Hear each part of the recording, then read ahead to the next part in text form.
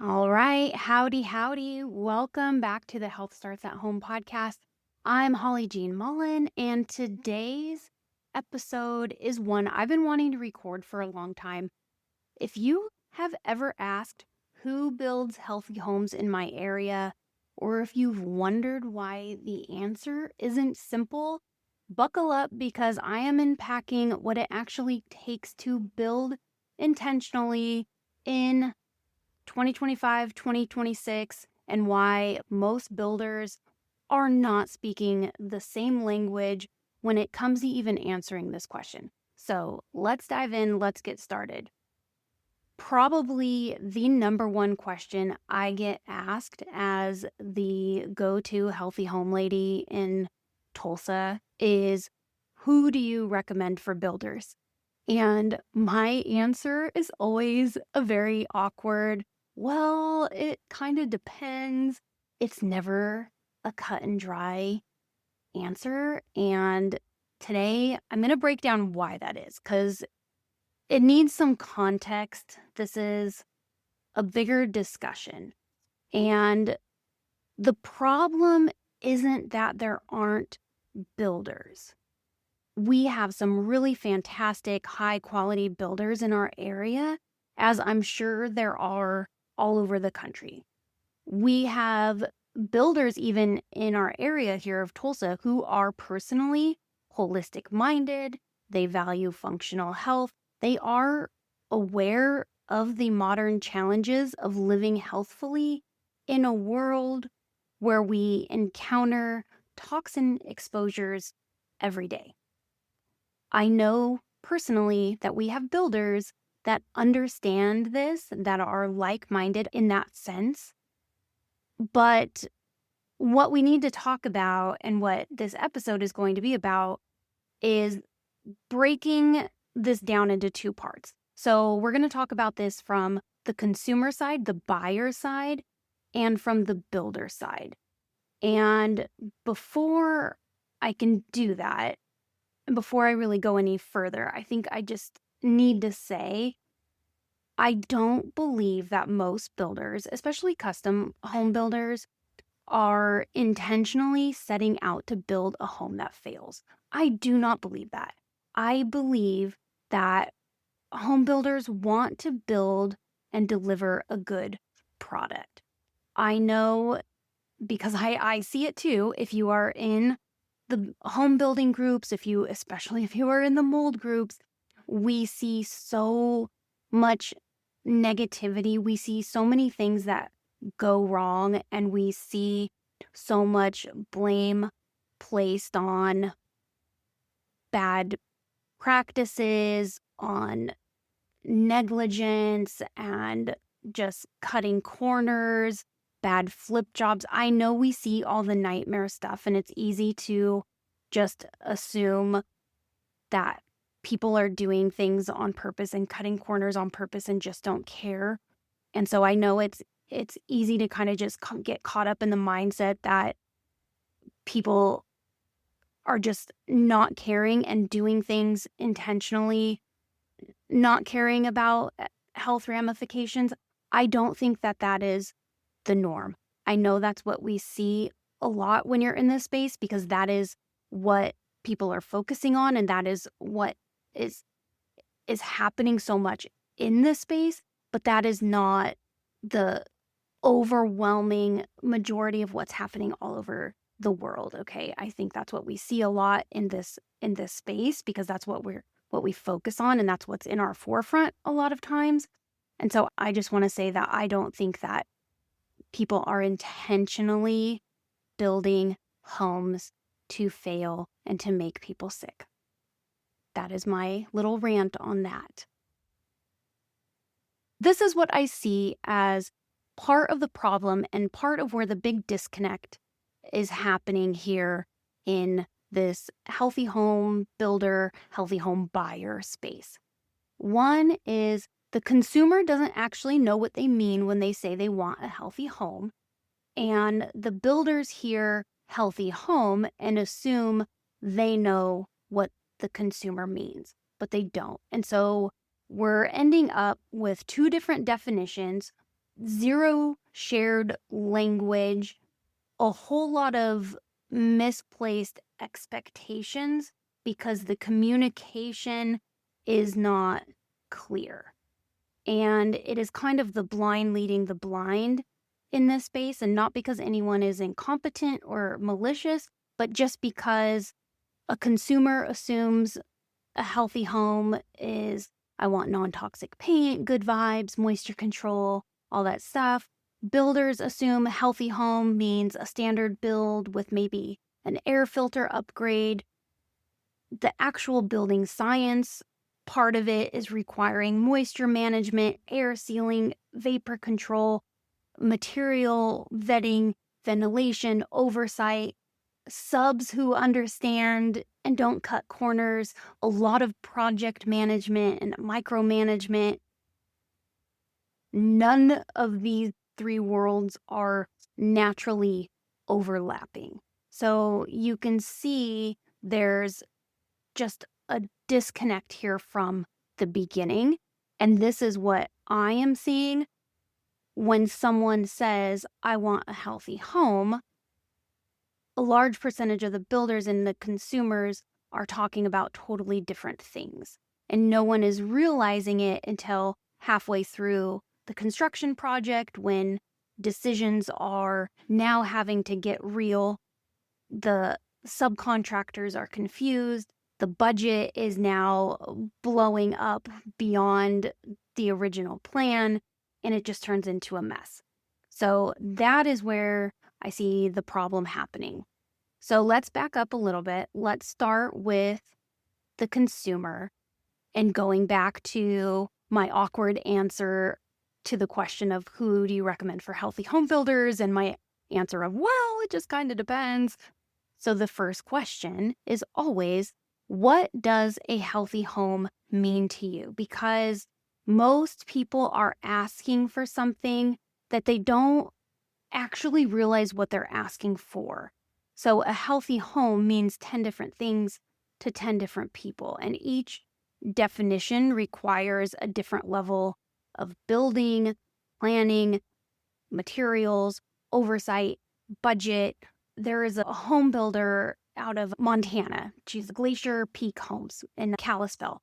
And she recently shared a post and just reflecting on what they've learned as builders after 4 years of building healthy homes. And her post just summarized beautifully what I've been seeing, thoughts I've been collecting, and it just hit the nail on the head for me. And it just explained exactly why I don't hand out builder recommendations on the ready or very easily. Because building a healthy home, or what some people call a high performance home, or a moisture managed home, or a low toxin home, it's an entirely different ballgame than just building a home.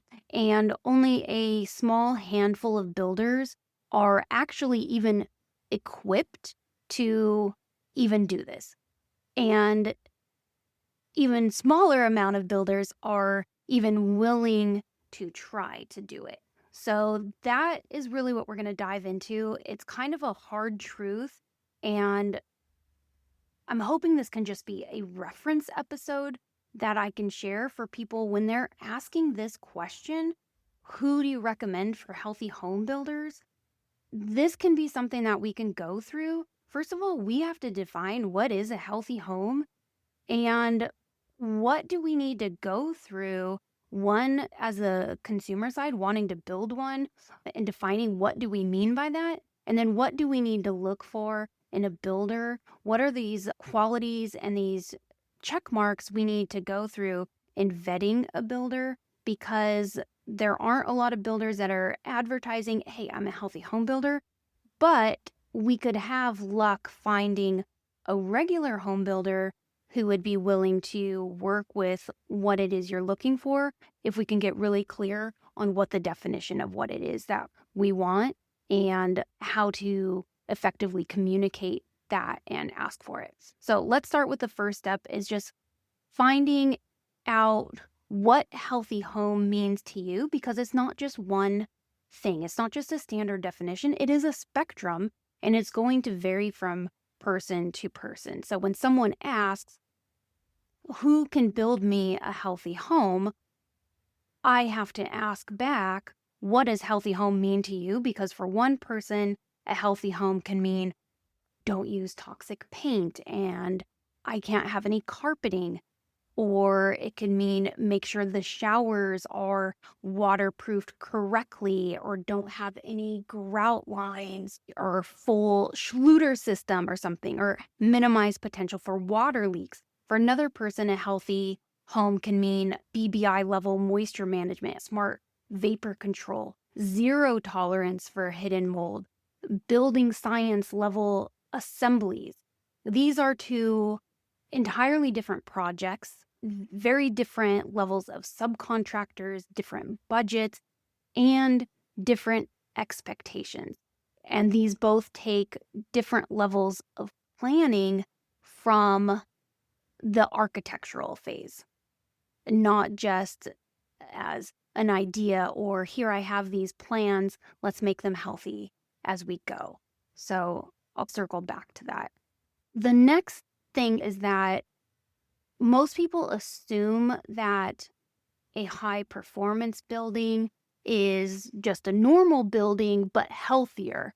And that is not really the case either. It's basically a completely different species of construction. You can't take a standard blueprint, hand it to a builder, and say, make it healthy. Because healthy is not a feature of a home, it's a whole method in how the home is constructed. It changes the details of the blueprint, the materials, the sequencing, the oversight, and the entire building philosophy. And a high performance building is not the norm in the United States. It is the anomaly. It is the outlier.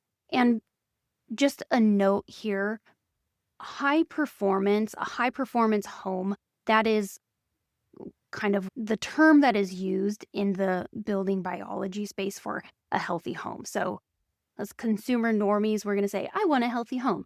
In the building biology, in the wellness real estate space, you're going to hear more a high performance home, a passive home. Maybe you'll hear healthy home, but more likely you're going to hear a high performance type of a home. And really that just means it is a home built with extra attention to moisture, air, insulation, and materials so that it lasts longer. It's looking at better energy performance, and it's also going to be healthier to live in. The goal is better than code performance, and that's in reference to structure, humidity, air sealing, insulation, and to the HVAC system. Where standard building practices, those are going to be more based on speed, efficiency, low cost, familiar methods, using methods that subcontractors already know, and is going to be focusing a lot on appearance, where a high performance building is going to be using more advanced moisture management techniques, precision air sealing, detailed insulation strategies. It's going to be using rain screens and ventilated claddings, a higher quality of windows and doors, vapor control at a higher level, really detailed and continuous oversight in terms of all project management.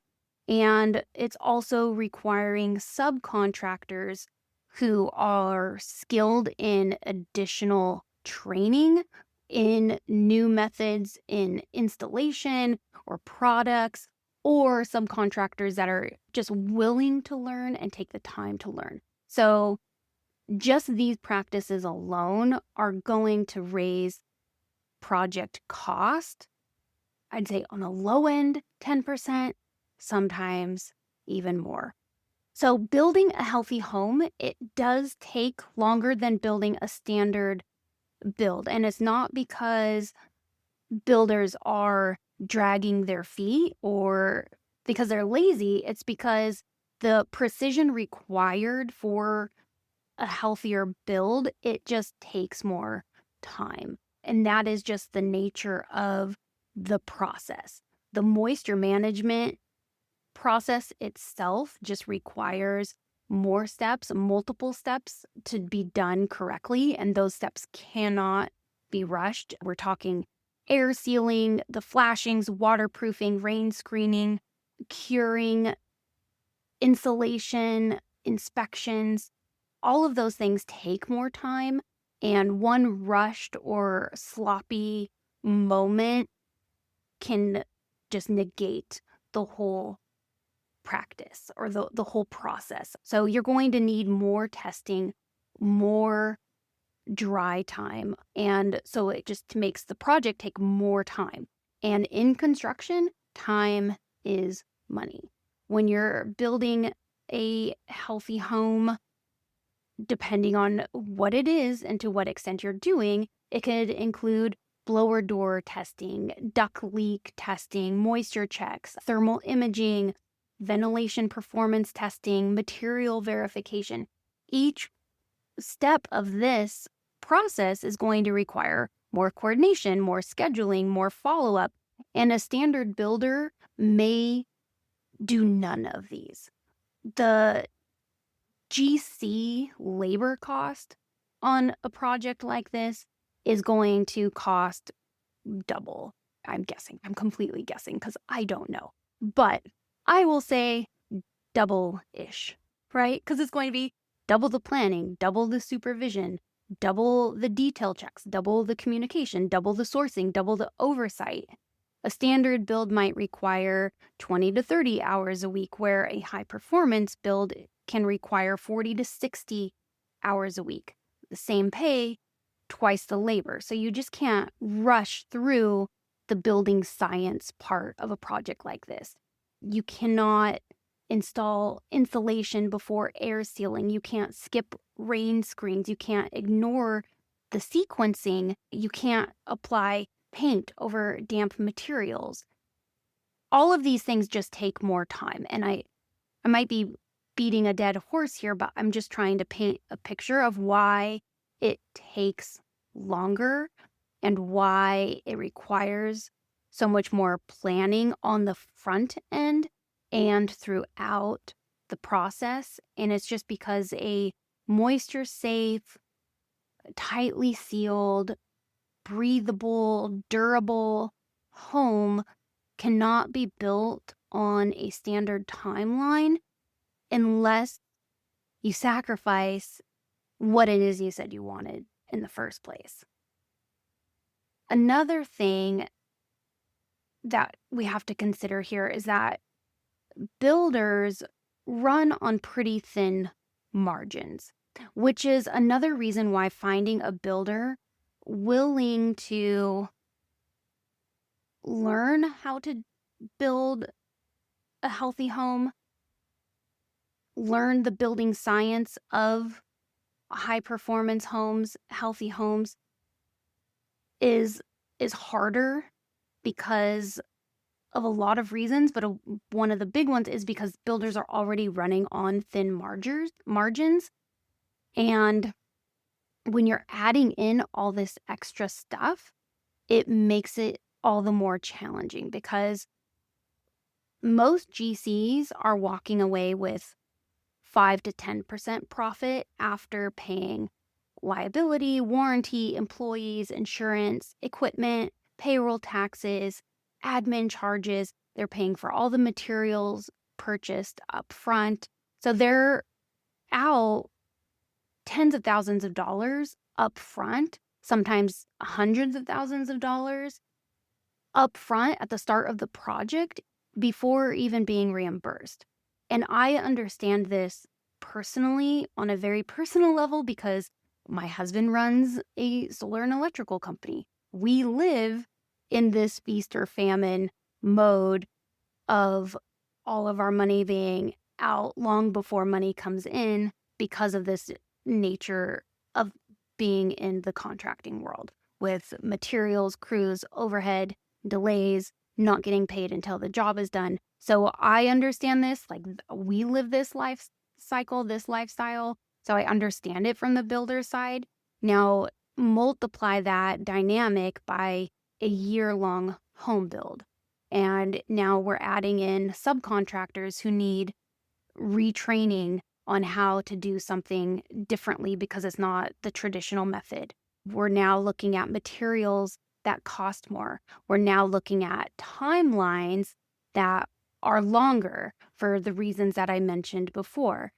And so that is what builders face when you are asking them for a healthy home. It is now a bigger financial risk with zero guarantee that the client fully understands what it is that they're asking for. And then we're going to add in another layer now. It might not necessarily be the builder, but the building process involves subcontractors, and it depends heavily on subcontractors. The builder is not the one out there doing all the building.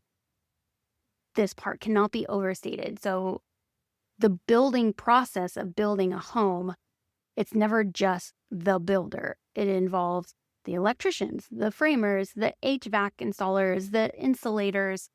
Those are the people building the house, not the builder.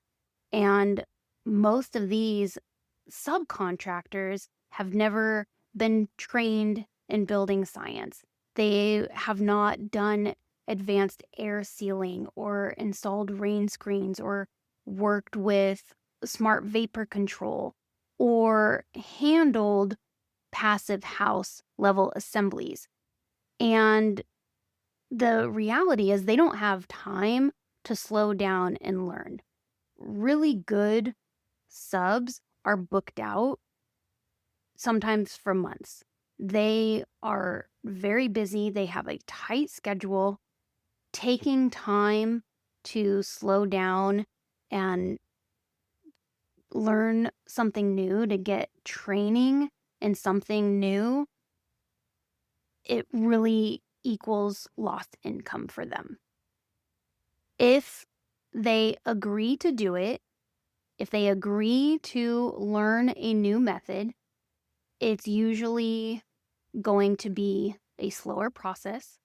There will be more mistakes. There might be rework. There's going to be more questions. It's going to require more supervision. Those delays can cascade. The builders now are becoming more project managers. They are becoming the instructors. They are becoming the ones who put out the fires. They are becoming the on-site therapists and mediators between the different subs, communicating with the different delays and coordinating the changes in schedules with the different delays, things that would happen on a normal project, but now they're being magnified and extended in different ways because we are adding in new levels of training and learning and training gaps. So that's why even good builders struggle with delivering a healthy home product, even when the intention is there, when they want to. And it's not because they don't care. It's not because they are unwilling to, but it's because it is a bigger ask that goes beyond just their willingness to do it. It is because the system of home building is not set up to support the slowing down, the training and the learning, or the relearning and the retraining required for learning these new methods. And that is just the reality. I am not saying it cannot be done, because it is being done. I am just saying this is the challenge that we are running into, and it is changing. I am feeling hopeful. I am just explaining to you why this is not such an easy find. And I hear the frustration when you ask me, who are the healthy home builders? Why aren't there more builders doing it this way? And that is what I'm really hoping to answer in this episode, is just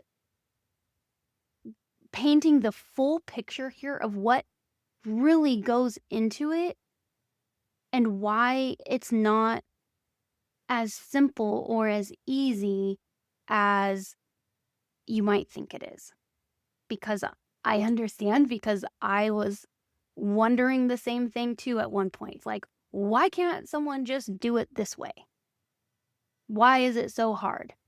We see that there is a better way to do things. Why aren't we just doing it that way?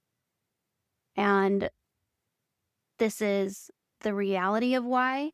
And it just requires some more time, some more training. And there's a budget reality too. There's a budget reality on the consumer side too. People want $600,000 specs on a $400,000 budget. You kind of have to pick or choose. Healthy homes aren't necessarily luxury. I think that's a misconception there too.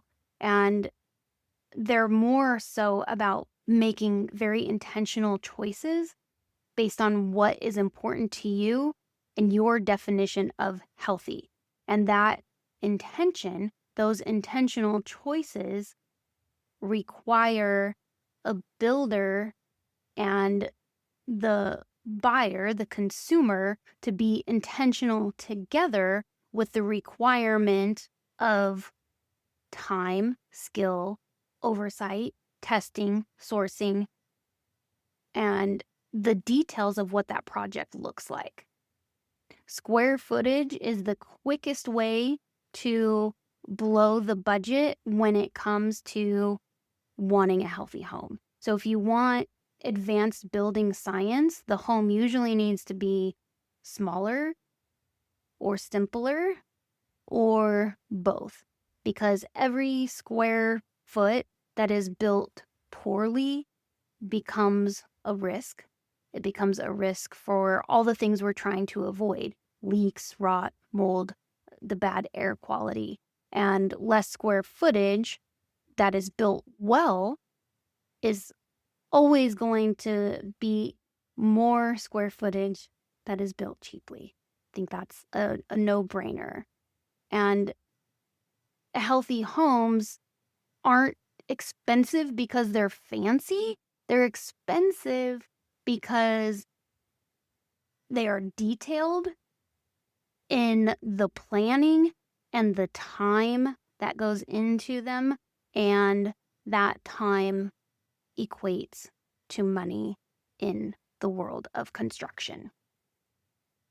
So I think to bring this all together, I'm hoping that you can see why finding a true healthy home builder can be a little bit of a challenge if you are in an area where you do not have someone that has studied building biology. If you are trying to work with a builder who is not trained in the area of building science but is just willing to work with you, this is why it's a little bit harder, because it requires a lot more questioning, a lot more defining of what it is you want, what it is they understand of what you want, being very, very clear on those expectations in the beginning, and just making sure that everyone is on the same page. That is where the challenge is. It's not because builders are bad. It's more because the systems and the subs and the industry and the timelines and the trainings as they exist now, traditionally, are not set up for healthy home building. So if your builder isn't already a high performance builder, you are probably going to want to hire a consultant or a project manager who is trained in these things, and not to babysit and not to micromanage, but because building a home costs a lot of money. This is going to be a large expense. You want to do this right. I know you do. So hiring a professional in this area who can be a consultant with you and be that liaison between you and your builder is going to help prevent misunderstandings, prevent missed details, expensive redos, catch issues before it's too late, to help coordinate the sequencing so you can understand the timeframes and timelines and know when certain inspections need to take place and when you can double check your moisture strategy and verify that testing is happening before next steps are moving on. So you can take your version, your definition of what your healthy home means and translate that into real world construction steps. All the fans and flashings and vapor control layers and inspections, a consultant can help you protect all of that and lay it all out and really just support you along the way so that you're not on the crazy train and losing your mind and wasting money. I really just think it's probably the best thing to do instead of trying to go at it alone. That's my best advice. I know there are more and more consultants in this area popping up all over the country that do work remotely, that do work virtually, and do even travel to do on-site inspections and stuff. So that is just what I wanted to share. I will also link up some resources for hiring consultants, but I think probably the best thing would be to reach out to me no matter where you are in the country, and I can get a feel for what it is you're looking for, and I can help connect you with someone. That actually will probably be the better thing to do rather than me share a link just because things are changing so much.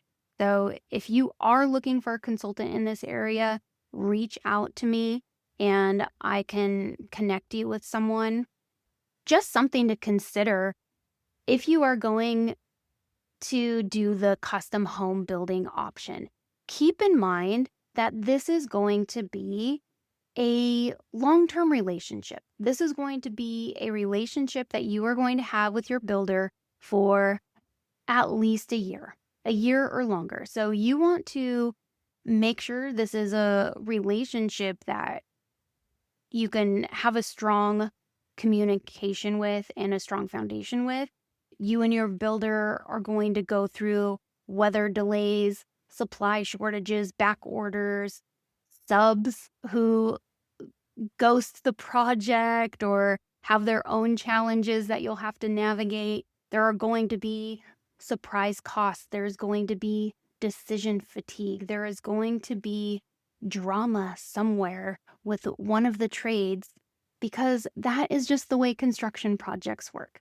Those things are going to come up. So you want to pick someone that you feel comfortable having a true partnership with, someone that listens to your concerns and that you guys have a good communication style with that is open and goes both ways. You want to have honest communication because that matters more than the contract clauses.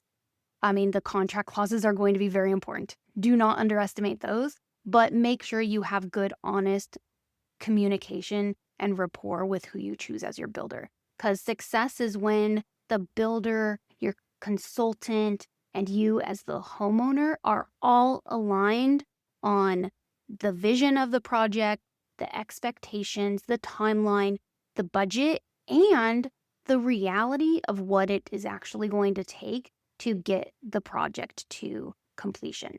So I hope this episode has been helpful. I hope that when you ask me for local healthy home builder recommendations, you have a better understanding of why I don't have a quick answer. It is not that I am gatekeeping, but most of you asking aren't actually asking for a builder. You are asking for a philosophy. You're asking for a method or a mindset or a level of oversight that really only a small percentage of builders can deliver. And the real question here isn't who builds healthy homes. The better question is, what does a healthy home mean to you? And are you prepared for the budget, the timeline, and the process that comes with that definition? And that is where I will leave you for this season. I hope that this conversation gives you some clarity and some confidence around this part of the home and health journey. Next season, I am going to be inviting the builders and the subs who are actually doing this work, the people with heart and integrity and shared vision for healthier living. I already have people booked in. I am so excited for this next season. We're going to learn from the ones that are shaping the future of functional health and wellness real estate and this intentional wellness real estate building space. So I cannot wait to sit down with them, ask the questions that you guys ask me all the time. We are going to keep connecting these dots between health and home as we step into this new season and this new year together. So I will see you next year. But before I officially close out this season, here is my usual caveat. Nothing I share on this podcast is medical, legal, or construction advice. My goal is to give you clarity and confidence so you can make informed choices and build a life and a home that genuinely supports you. If you are listening and thinking, I want guidance in my own search, I want someone who understands both health and home, that is exactly what I do. You can connect with me at healthstartsathome.com or reach out directly, whether you're buying, selling, or building, or just trying to figure out what is next for you or where to start. I am here to serve, so reach out. Thank you for being here. I will see you next time.